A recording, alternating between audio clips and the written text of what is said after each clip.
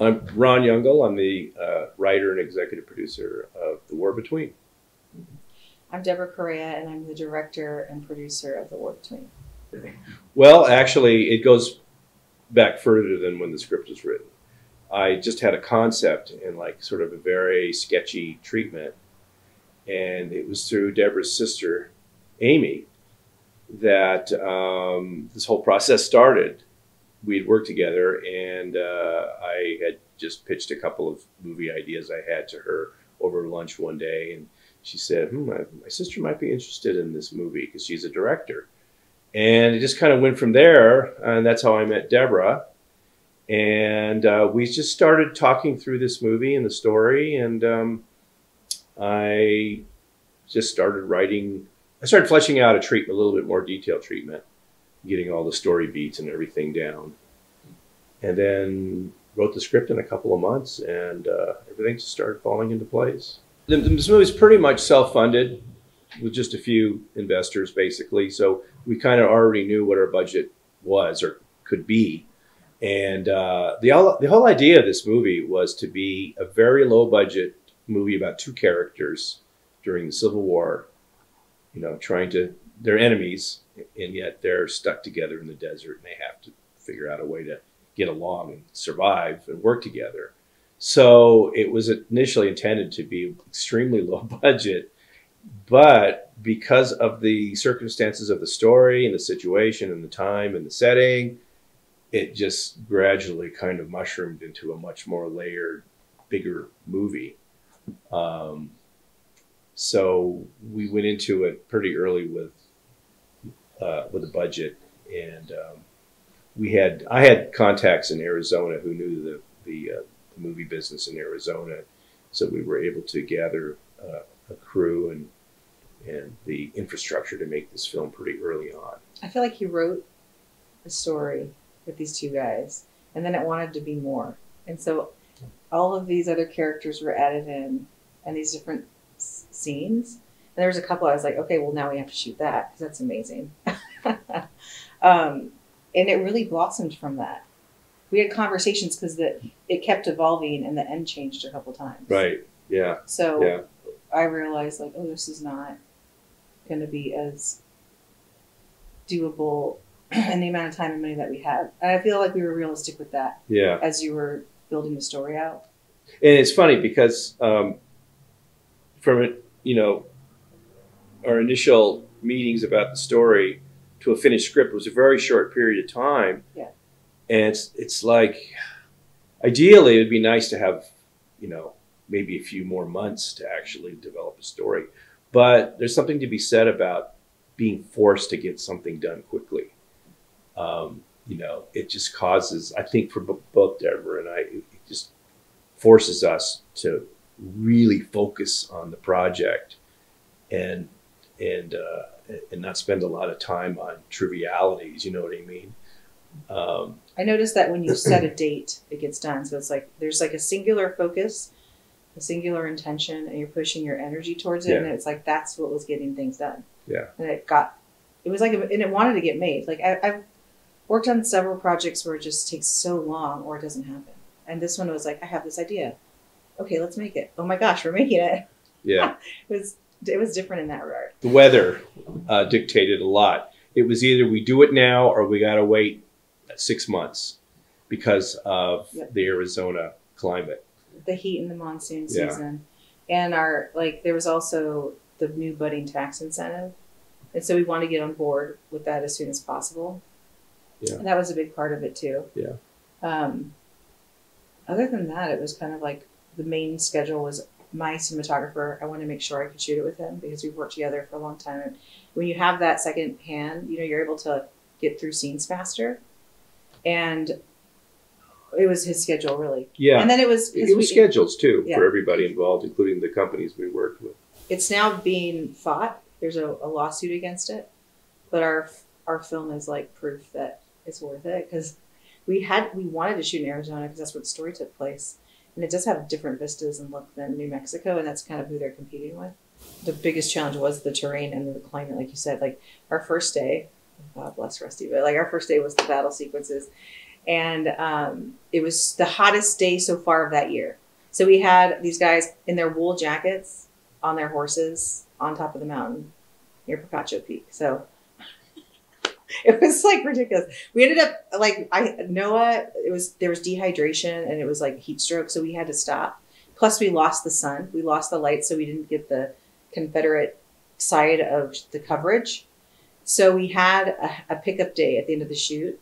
And it was great because I had that entire time to plan and work with Chris Tuck and Amos. It was like we needed another armorer and a second unit director who had helped us with stunts, and he helped us craft it so that we could do it in that pickup day that we had left. Huh. And so it kind of worked out perfectly because we understood then what our challenges were going to be.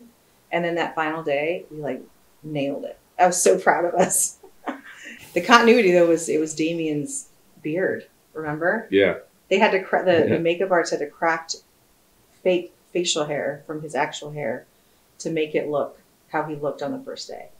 That was the biggest one. I think it must have worked because I forgot that. And I don't see it on the screen. It looks all real to me. And the day was better. Like it was like I think we had a little bit more cloud cover, so it was easier to shoot. I remember there was something about the day where it was like, okay, we had already gelled as a team. We knew each other and our crew was great. So it was like we had that, that rapport with each other at that point where we could get it done. Cause it was a lot. Like we were doing smoke, dust hits, horse wranglers, armorers, stunts. And I like to do like the real deal. So it was like blood squirting. It wasn't like a lot of moving parts in those battle sequences. Yeah. Yeah. So it was like interesting to see all the layers of how to make it work. The black smoke was freaking out one of the horses. So we had to stop doing that. So it's like all those things that you like trade-offs, and then like decisions you have to make. But we were trying to make, I don't remember how many extras we had, maybe 8 or 9, but we had to make it look as big as possible. So it was like, Evan was smart with doing like the different textures and colors of smoke. And then, all the crossfire and then like the moving horses and everything. Evan's our cinematographer. Yeah. I have to say, before you told me about this story, you had told me about Fall, which is the one that we want to do next. And I read it and I was like, this is a beautiful script. Like, this guy can write.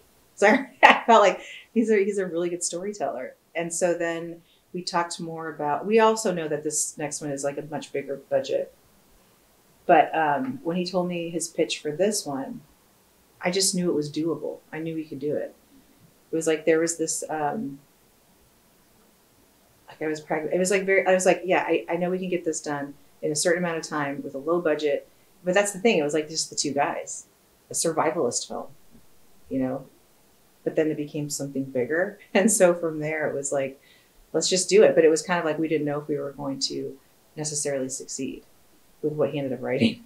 But what really drew me to it was that aspect of it, knowing that we could get it done, knowing that, and I really wanted to direct a feature.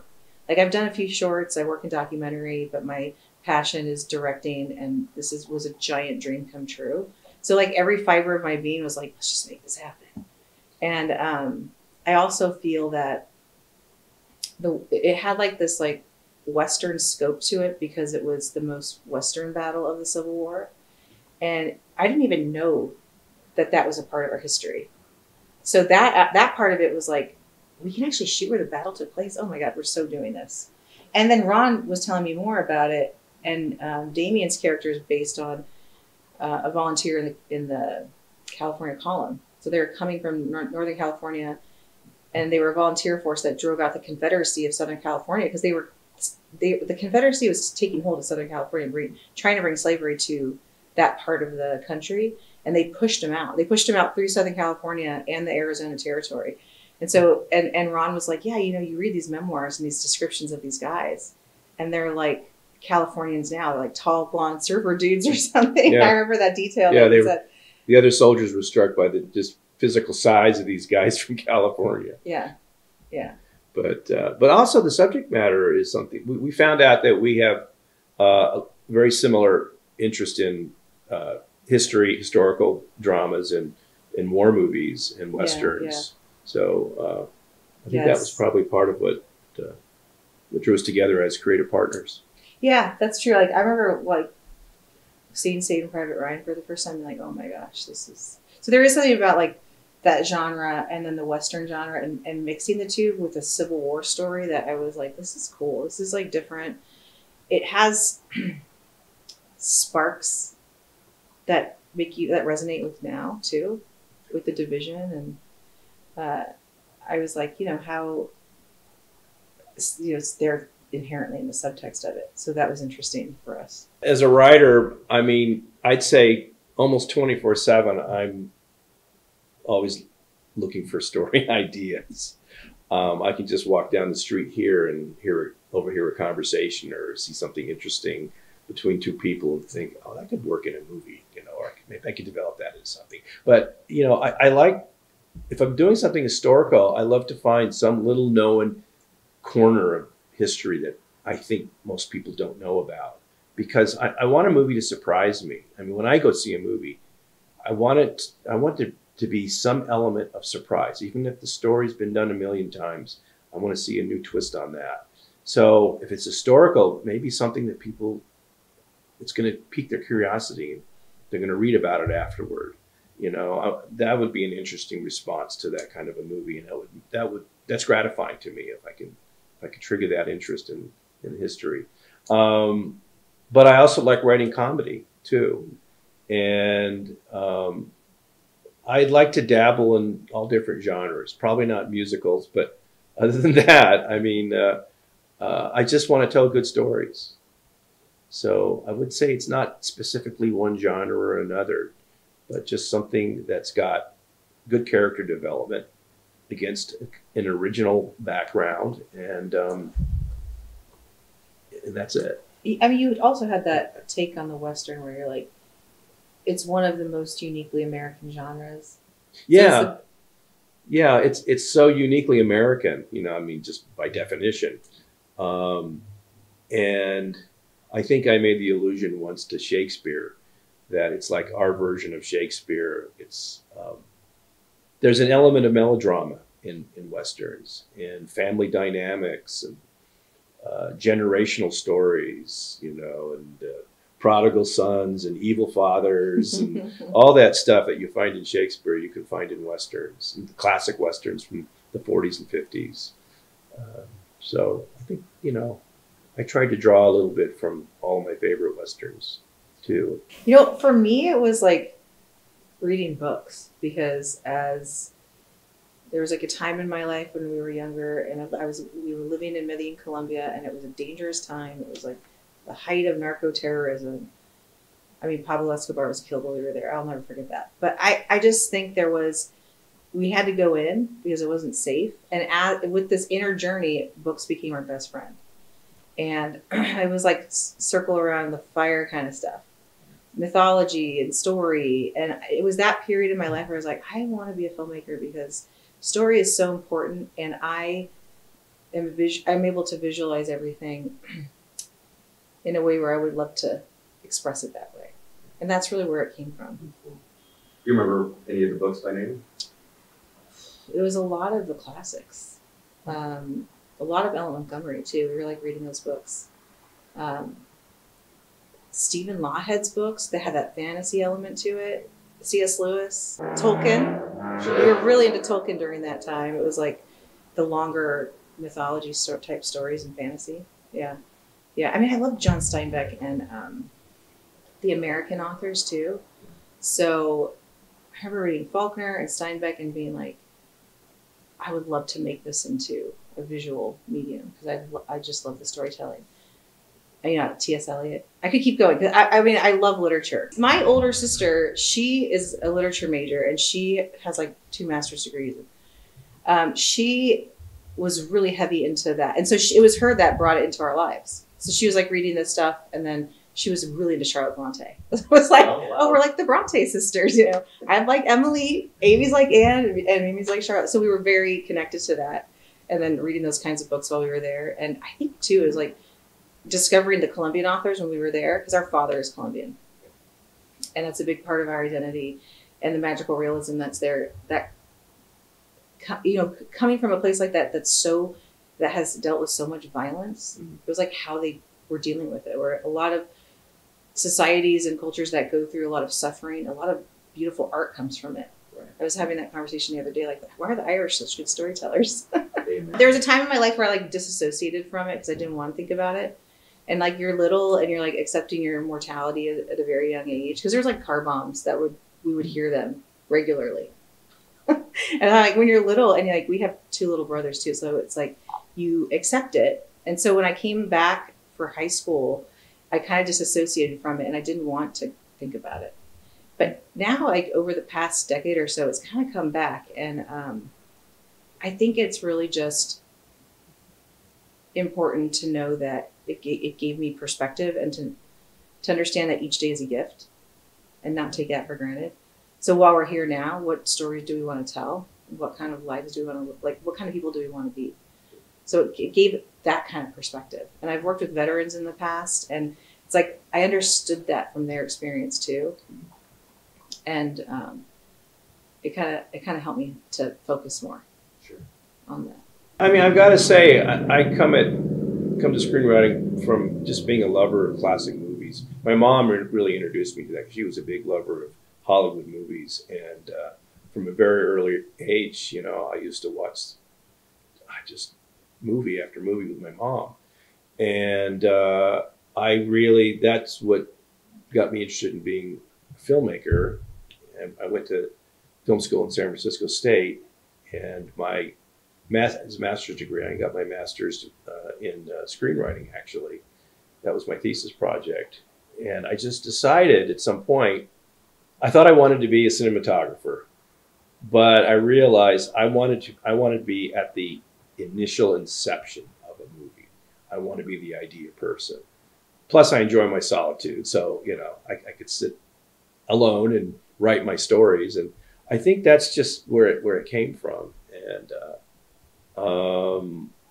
it was a long process for me, and it took me many years to get comfortable with whatever skill I have as a writer and feel like I was confident enough to write a movie that could actually be made. It took a long time to develop that craft.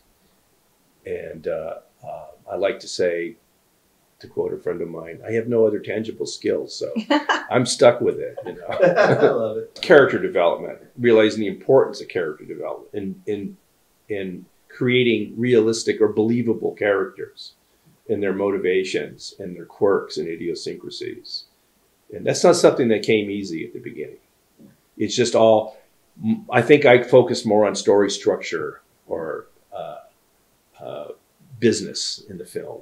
And then the characters were just sort of secondary. And I realized, no, they've got to be the foreground to a story. Otherwise, you know, you've got a Marvel movie. I'm sorry. For me, it's just a little bit of validation. I think writers are by nature very insecure people, especially regarding their own talent or abilities. And if I get a little bit of recognition from a group of people that don't know me, well, maybe I'm on the right track. So it's not necessarily a prestige, although whatever would also help to get the script out there and get seen by people that might have the resources to make our film. So there's that too. Yeah, I like, this has been like such a long journey. And I think that these programs and festivals can start that snowball effect where it's like one thing builds on the other, builds on the other, builds on, and then it gets going. And that can be what makes it happen. And I feel like, yeah, it's also like some of that credibility that's needed. I think now there's just so much content being made. So it's hard to stand apart or stand out unless you have something like that to jumpstart it. I think it's the AFM. Yeah, the American film market. Ron and I have been very proactive individually on how we want to push the film, because you can't fall back on the old models. And festivals are great, but they're not really, I don't know if they're really doing what they used to do for films and filmmakers. And so I think there's a lot of agency we have to put into it, and that we were very proactive early on. And we found Strath and signed him as a sales agent first. And now, you know, we went through this very long process of getting the film finally finished. But now we're like, now it's done. So it's kind of like hit the ground running with distribution. Like you make the film, you think that you've like actually like succeeded because you've made the film, but now you have to make the distribution. You have to like make people care, like find your audience and find that niche group that's going to give, you know, it's going to care. And then it grows from there. So we have talked a lot about strategy and how we're going to go about it. And we found a really good match with Strack. Well, it's certainly evolved. It did evolve, yeah. You know, looking at what festivals generally are picking was an eye-opening experience. They seem to be averse to sort of what they might interpret as genre films. And our film, it's hard to fit our film into it doesn't seem to fit as a typical festival film. But into like a festival program, really. Yeah, right?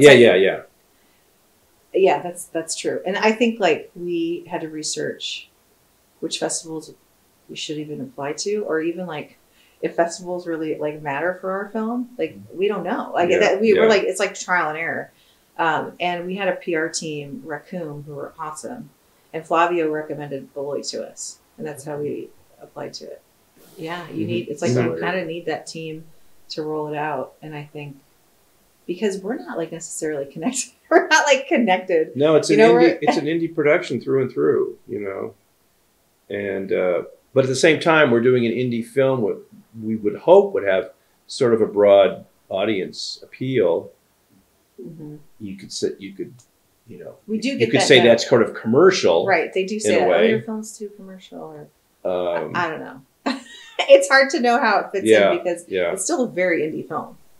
It just maybe it looks a little bit more polished or commercial to what they're used to, but we're like going through this journey. We don't really know with the festivals yet.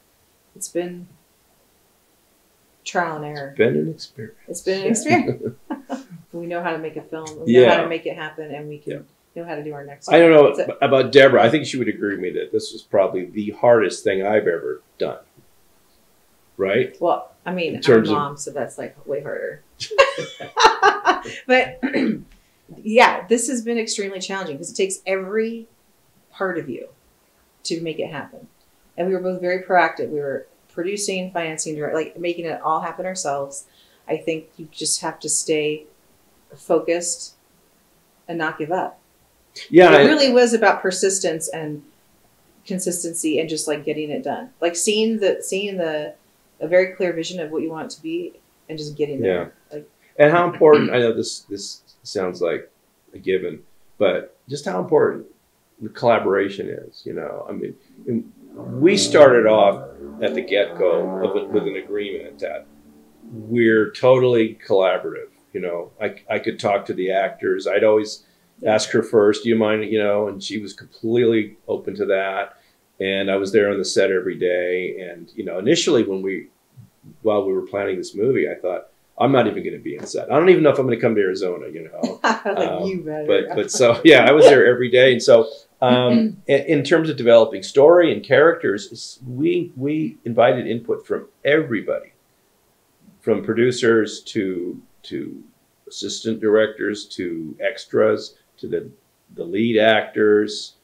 And then it all gets siphoned with the director. But like, yeah, I think the collaborative approach is great. And then sometimes you just know what you want and everybody needs to follow suit, right? Yeah. But there were times like doing the scenes where we didn't have, like we really were like doing 3 takes sometimes or not even.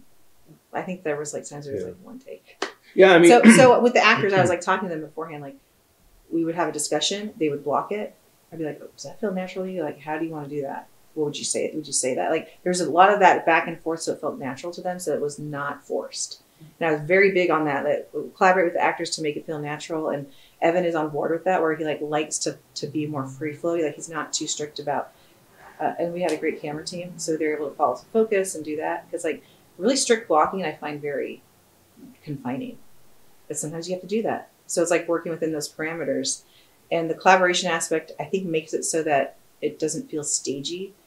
And the actors feel like they're bringing themselves to it in a more naturalistic way. And I loved how you were able to be on set and modify scenes that weren't really working or gelling. Like he would change the words or take away or add or whatever. That's right. I mean, that was huge. Somebody asked me, when did you have the final draft of the script? I said, the day we wrapped shooting, basically. Because, you know, there were times I was writing at night and come back from the set and changing stuff all the time. And, I mean, just, it's a common thing, too.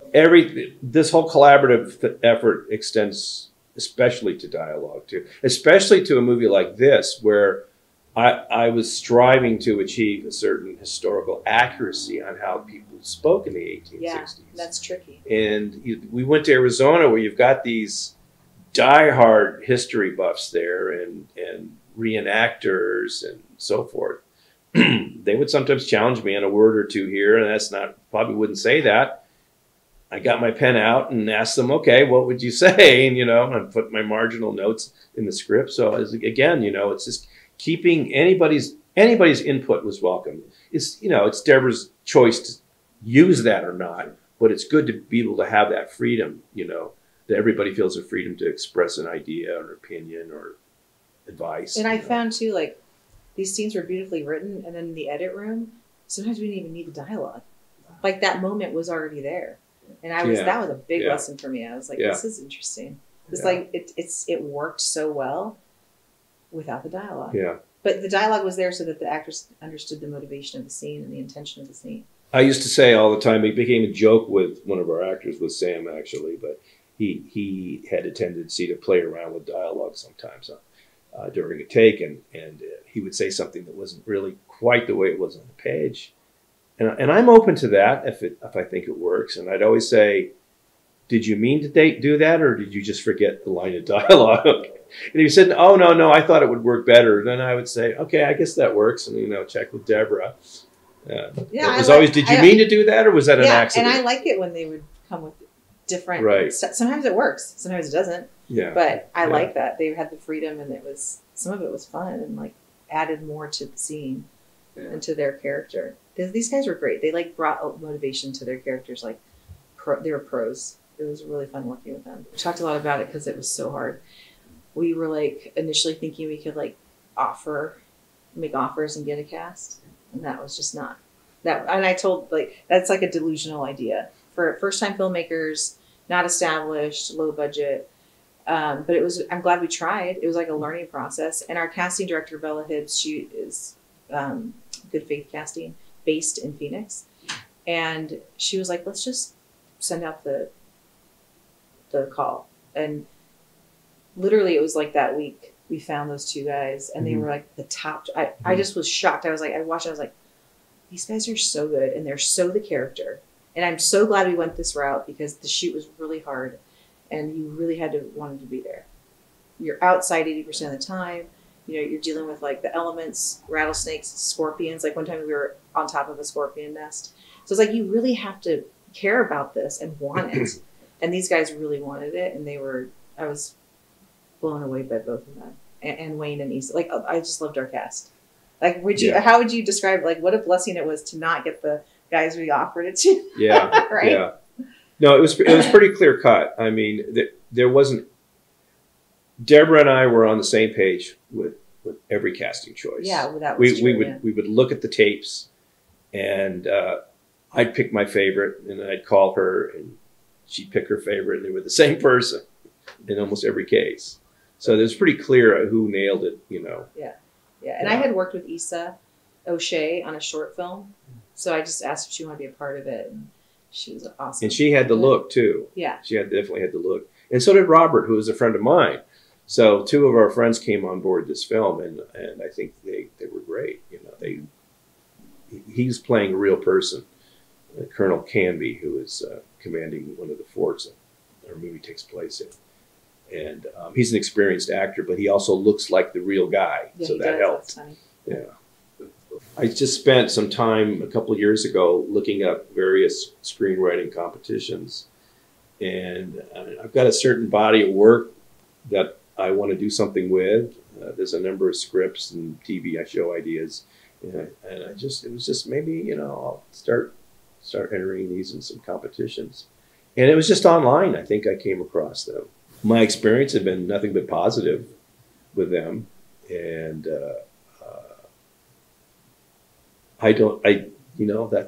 that's where it all came. Sure.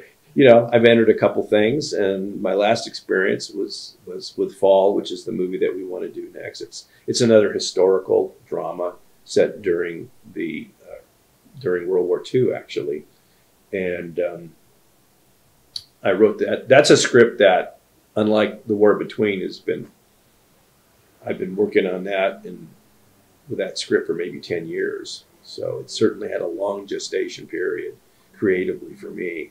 But I felt confident in the script, and so I entered that a few months ago, and I was pleased to get into the quarterfinal round, and I was more pleased that it made it to the semifinal round. Of course, what did you learn from the Dead Files to make this movie? I was kidding. Actually, I did learn something. Oh yeah, go for it. The historical research of that show is authentic and kick-ass. Like, I learned how to look up deeds, wills, land maps from way back when, like everything, and it's available. Oh, like yeah. You can find this stuff. Yeah, I mean, there was like also deeper research that you had to do, but I loved it. Because I'm also an archival producer, and I love historical research, because you could be sitting like probably here, we're like probably 10 feet from an amazing story that happened way back when or whatever.